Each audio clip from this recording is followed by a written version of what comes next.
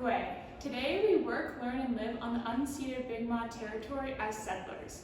We value the food and shelter that Turtle Island provides us every day. As settlers, it is our duty to find truth and justice for Mi'kmaq communities and work to reconcile. A part of this reconciliation is acknowledging the conventional relationship to our shared land and addressing the colonization that is still taking place today. The Red Dress Project was started in 2010 by Métis artist Jamie Black. This project was made out of 600 community-donated red dresses, which were later placed in public spaces throughout Winnipeg and all across Canada. Jamie chose the color red after speaking with an Indigenous friend who told her that red was the only color that spirits can see. Red dresses are used to call the spirits of the missing and murdered Indigenous women, girls, and two-spirited people to their loved ones. To center Indigenous perspectives in public spaces, it is important to acknowledge the authentic process of indigenization without culturally appropriating the Indigenous culture and more so focusing on the Indigenous ways of being and knowing.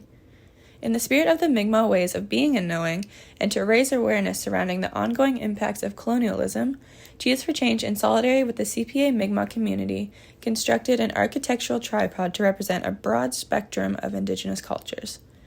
The construction of the tripod was optimized by the materials such as logs, rocks, and stones that were available in the Quebec area and became a technical response to climate and creature comforts. The tripod beauty is defined in its simplicity and elegance. To secure its durability, following advice from the Mi'kmaq community, the ropes were tied in so-called bowline knots.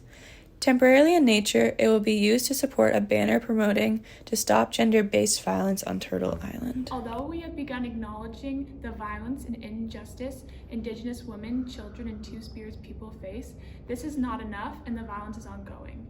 According to Statistics Canada, almost 6 in 10 Indigenous women have experienced physical assault, while almost half of Indigenous women have experienced sexual assault.